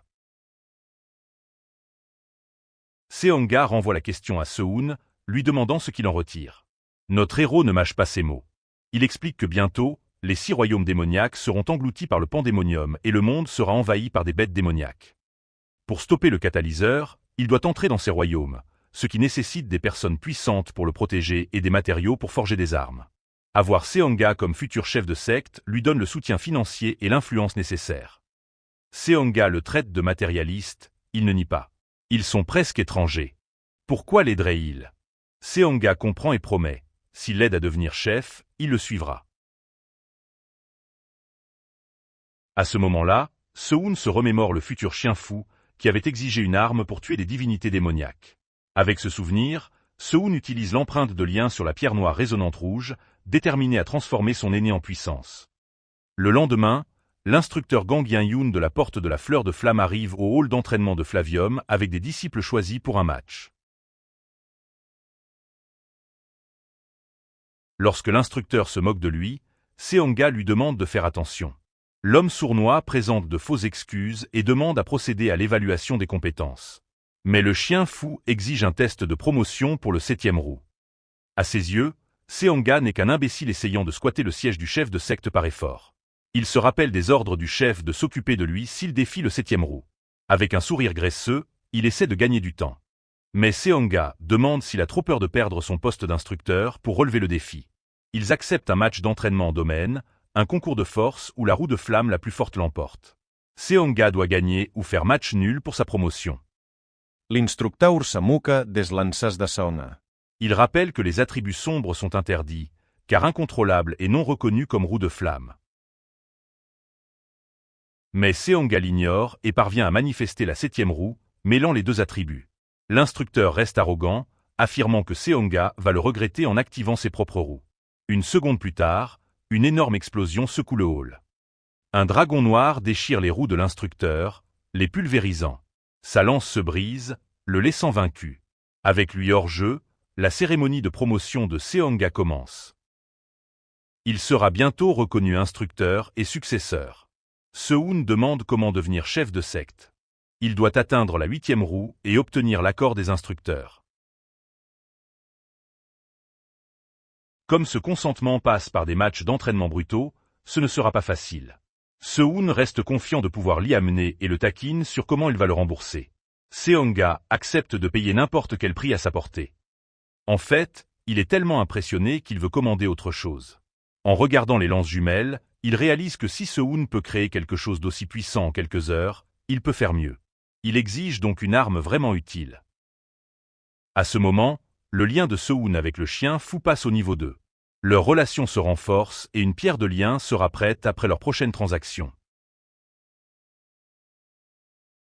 Il y a une énorme foule et Seoun change un peu de tenue en s'asseyant avec les autres lauréats, prêts pour le spectacle. Le professeur Kim reste suspicieux, se demandant quel plan le vice-doyen concocte pour s'emparer du département de raffinage. Le thème de l'enchère est les épées en fer avec 30 articles soumis. Mais il y a un hic. Une étape de vérification de qualité spéciale a été ajoutée, utilisant le siaguimpo, un tissu tissé à partir du tigre blanc. Ce matériau est incroyablement unique, doux comme un tissu mais aussi dur que du métal, conçu pour réduire la durabilité de toute arme mal façonnée en la taillant contre ce tissu. Les juges éliminent facilement les objets qui compromettent l'intégrité pour la netteté. L'enchère commence, et ils testent les épées une à une sur la fourrure de tigre blanc. Erika demande à Seoun pourquoi utiliser une fourrure S pour un test. Seoun comprend le piège. Le tigre est dur, mais ses propriétés sont complexes. La fourrure mange le métal. Peu importe la qualité d'une lame, la fourrure ronge sa durabilité si le façonnage n'est pas parfait. Erika réalise que l'épée de Seoun est désavantagée. Il admet que le processus de vérification était truqué pour le faire échouer. Si son arme se brise ou échoue, la réputation du professeur Kim en souffrira, tout comme la sienne. Pourtant, Seoun n'est pas inquiet. Il sait avoir créé un chef-d'œuvre. Enfin, c'est son tour. Le juge s'approche de l'épée à lumière blanche et se prépare à frapper le tissu Seojompo. Mais en swingant, quelque chose d'impossible se produit. L'épée est violemment repoussée. L'épée s'envole de sa main, tombant au sol, laissant le public et les juges choqués. Ils ne comprennent pas, mais il est clair que ce n'est pas une épée ordinaire. Notre héros se lève pour clarifier le chaos. Il explique qu'une épée classique se briserait contre le tissu Seojompo, mais sa lame est différente.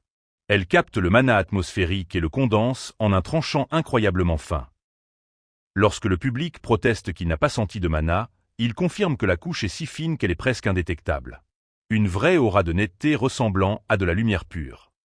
Il explique que l'épée a été déviée car la lame et le tissu partageaient la même aura de netteté, annulant leurs effets. Il utilise ensuite la pierre de lien social pour stabiliser le mana. Pour prouver, il coupe le tissu sans effort. À ce moment, le rang de l'épée passe à rare.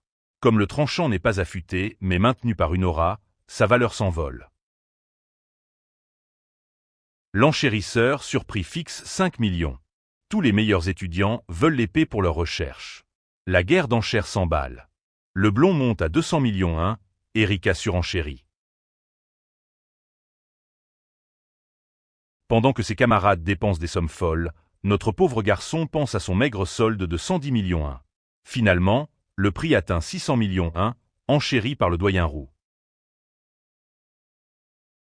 Jek, grincheux sur le côté, doit acheter à tout prix, mais ne peut surenchérir le doyen.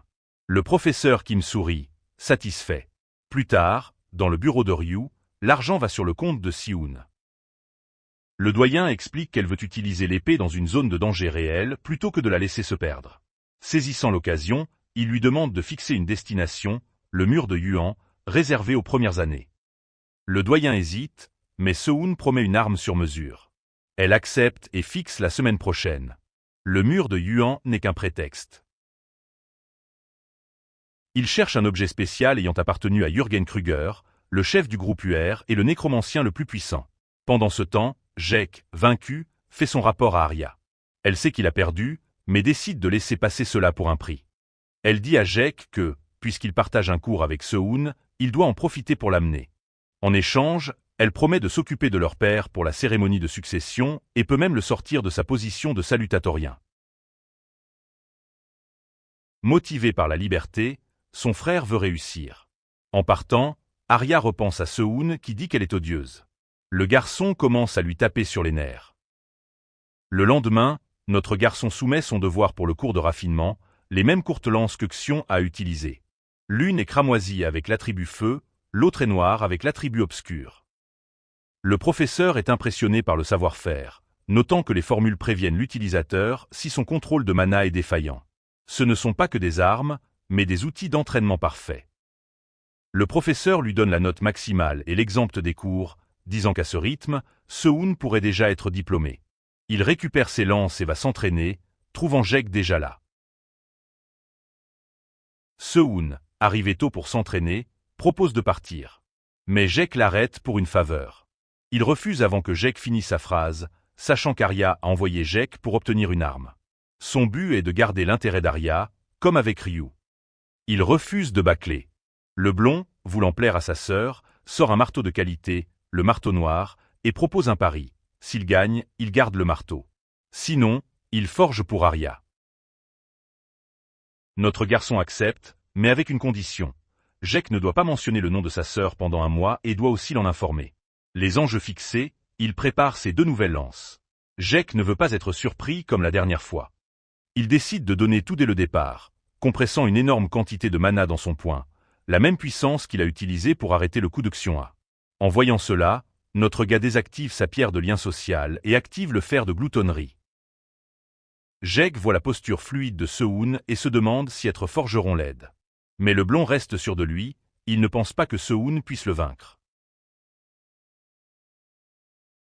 Il se précipite, point prêt à en finir, mais déconcerté lorsque Seoun recule et esquive. Ensuite, Seoun initie la technique de la lance embrassée, provoquant une onde de peur chez Jake. Dans sa vie précédente, notre gars a passé beaucoup de temps à discuter avec un chien pour établir un lien assez fort pour obtenir une pierre de haut niveau. Il a appris la technique secrète que le créateur n'a jamais transmise. Même si ce que fait Seoun n'est qu'une imitation grossière, c'est suffisant pour dominer. Seoun se penche en avant avec sa lance, forçant Jake à reculer de terreur. Jake réalise qu'il est entraîné par le flux de Seoun, mais il sait que ses statistiques sont soutenues par des compétences. Il pense qu'il doit esquiver et attendre que la compétence s'épuise pour renverser la situation. Seoun, lui, voit la stratégie de Jake. Sachant qu'il ne peut pas gagner un combat d'usure, il décide de mettre fin rapidement en activant Anneau explosif, tirant une puissance massive de la pierre de lien dans son bracelet. Jake est terrifié alors qu'un torrent de flammes cramoisies se précipite vers lui. Sentant la pression, Jake cesse de retenir ses coups. Il manifeste l'épée sans forme de Steelmeyer, utilisant l'axe bleu et le fil de lumière pour lancer une contre-attaque rapide. Notre garçon l'affronte de front avec la lance embrassée. D'abord, il voulait y aller doucement, mais Jake utilise un art de l'épée sans lame, le forçant à tout donner. Les pouvoirs s'affrontent dans une explosion de mana. Quand la poussière retombe, les 2 garçons sont en impasse. Le poing de Jake frôle le visage de Seoun, et la lance touche le cou de Jake. Jake se tait un instant avant d'admettre sa défaite.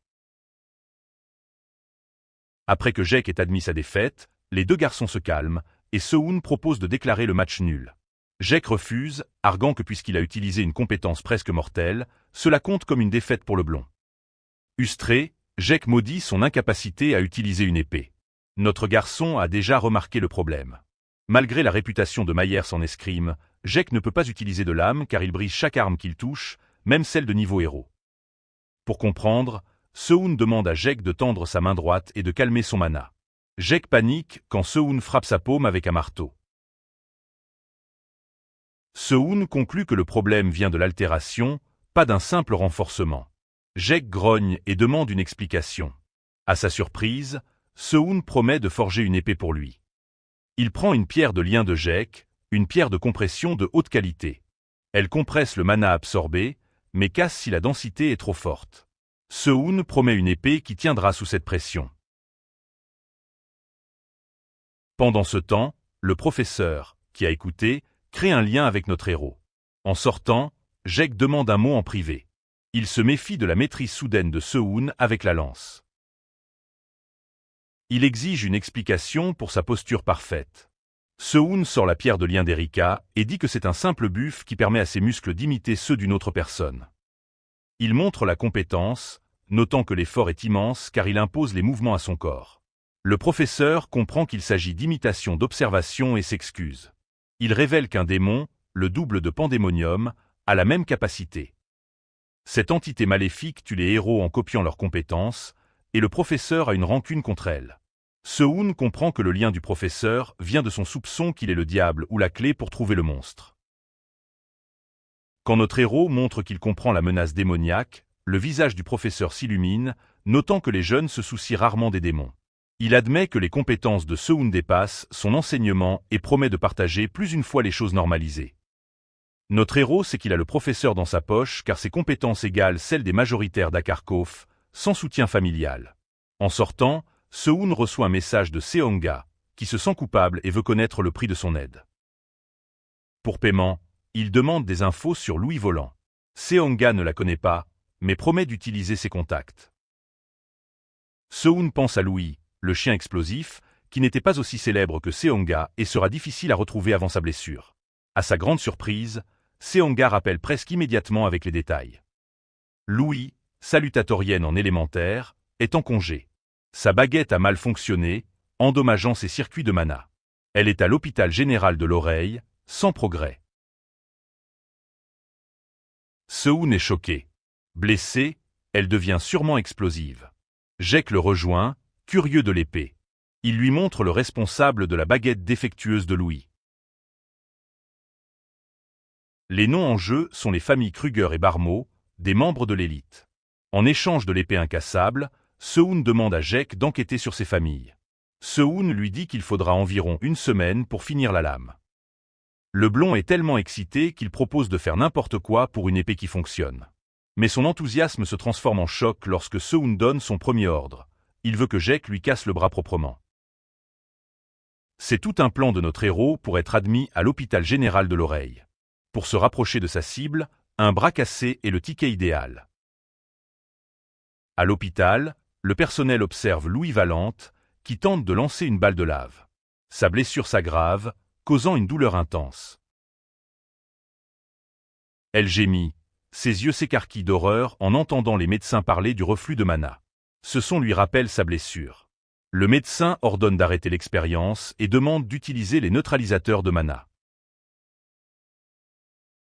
Louis essaie de négocier une pause avant de reprendre.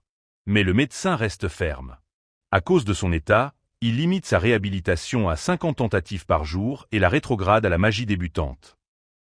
La nouvelle l'horrifie, car être relégué aux bases semble une sentence de mort pour sa carrière. La panique s'installe. Elle supplie son médecin pour une dernière chance, mais son désespoir provoque une fuite incontrôlable de son mana. Le personnel, voyant sa chute, prépare un tranquillisant. Elle court vers le médecin, criant qu'elle peut encore y arriver. Mais un membre du personnel l'injecte et la réduit au silence. Plus tard, seule, elle maudit le désespoir qui lui a coûté l'expérience. Elle décide d'agir, cherchant une autre voie par la méditation ou l'exercice. Prête à bouger, quelqu'un la touche à la tête. Elle lève les yeux et voit notre héros, bras plâtrés, là où il voulait être. Il s'est blessé exprès pour croiser Louis à l'hôpital.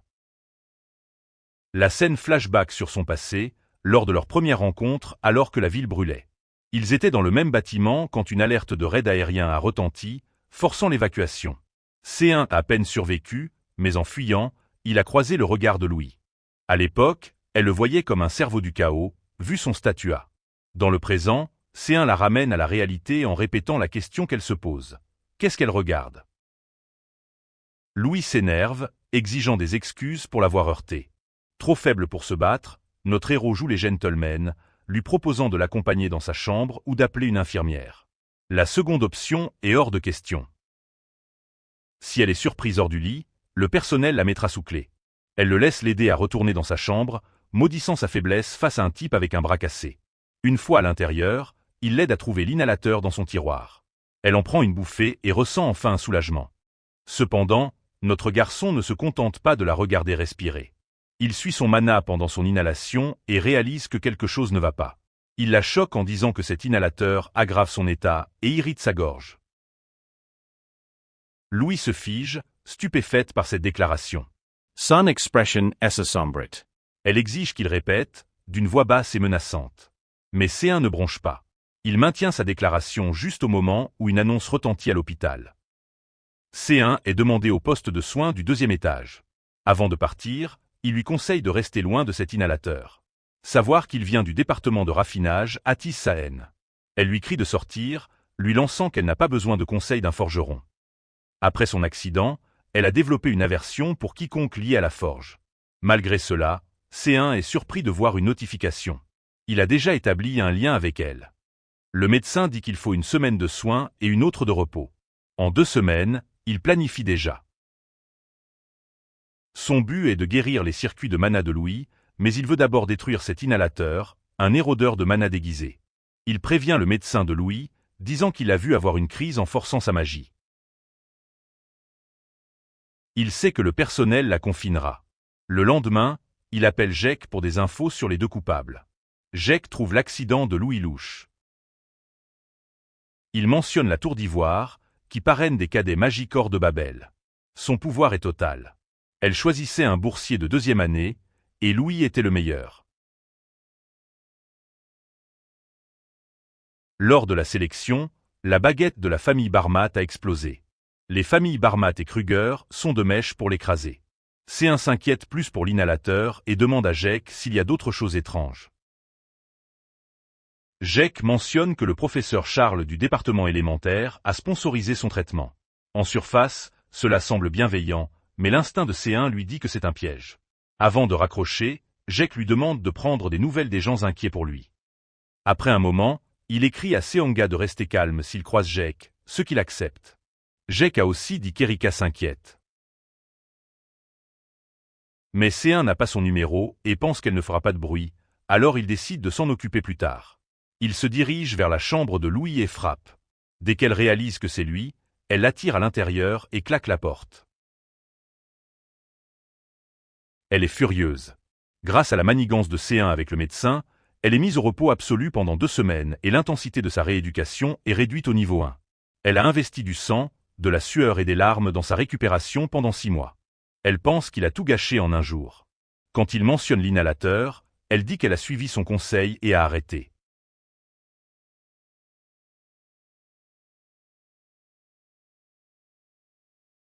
Elle est abasourdie quand il dit pouvoir la guérir. Moqueuse, elle demande s'il sait ce qu'est une brûlure de mana. C1, impassible, confirme que c'est incurable. Même les légendaires n'ont pas trouvé de remède. Louis, sceptique mais curieux, écoute. Il commence par l'inhalateur donné par son prof. Au lieu de parler, il montre la vérité et visualise ses circuits de mana grâce à son lien divin. Son circuit d'origine était pour 110 V, mais la zone érodée dans son cou a été augmentée à 220 vers.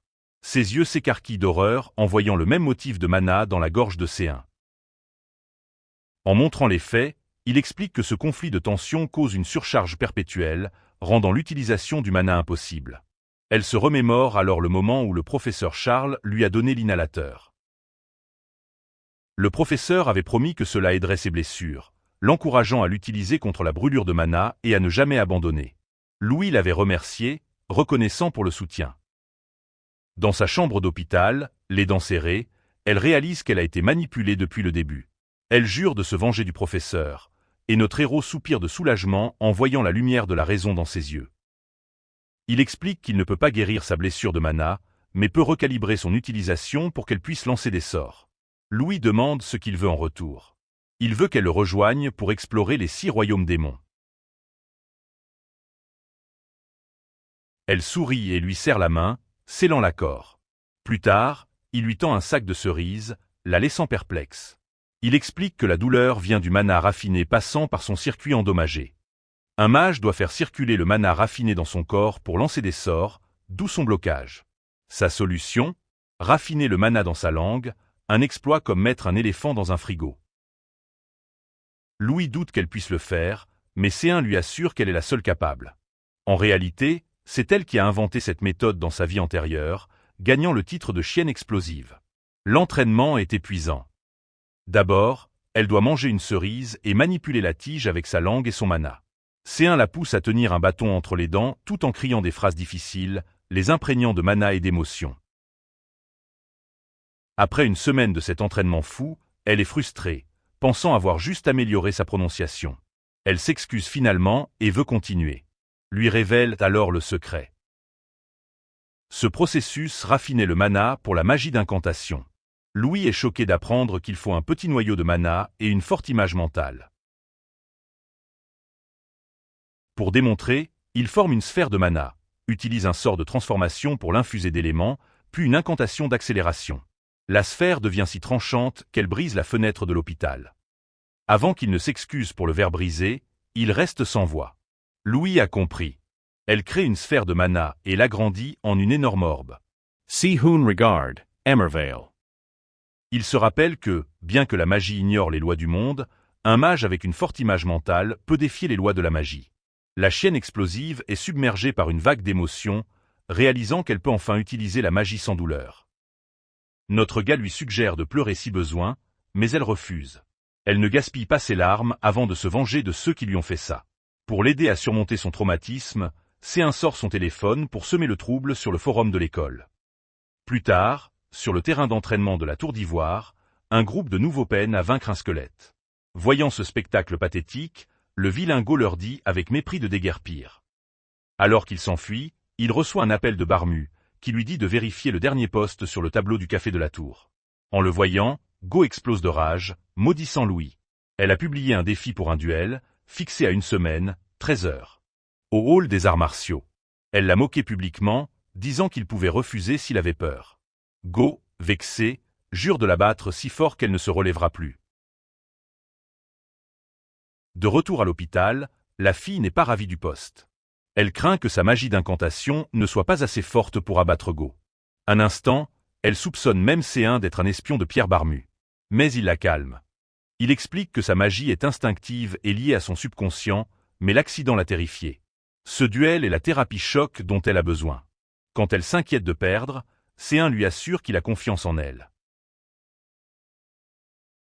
À ce moment, C1 extrait une pierre de lien, la pierre d'eau mourante, un matériau suprême pour amplifier le mana. C'est le composant parfait pour son nouvel équipement. Louis est soulagé un instant jusqu'à ce qu'elle voie C1 mettre un gant pour son incantation, ce qui l'a fait l'insulter. Pendant ce temps, les rumeurs circulent sur le campus. Les gens soupçonnent Go d'être derrière la blessure de Louis, surtout avant la sélection des bourses. Go commence à sentir la pression.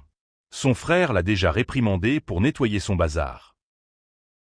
Il sait qu'ils se réjouissent de son échec, espérant l'utiliser pour prendre le contrôle des groupes de minerais. Quand Pierre Barmu arrive, Go lui lance un regard noir. Tout le monde sait qu'ils sont derrière le complot, et Go est furieux car C1 devait juste faire expulser Louis. C'est Pierre qui a décidé de la blesser. Pierre présente des excuses superficielles, mais Go veut un plan solide pour sécuriser leur position. Pierre le rassure d'un ton sombre, promettant un moyen parfait de gérer la situation.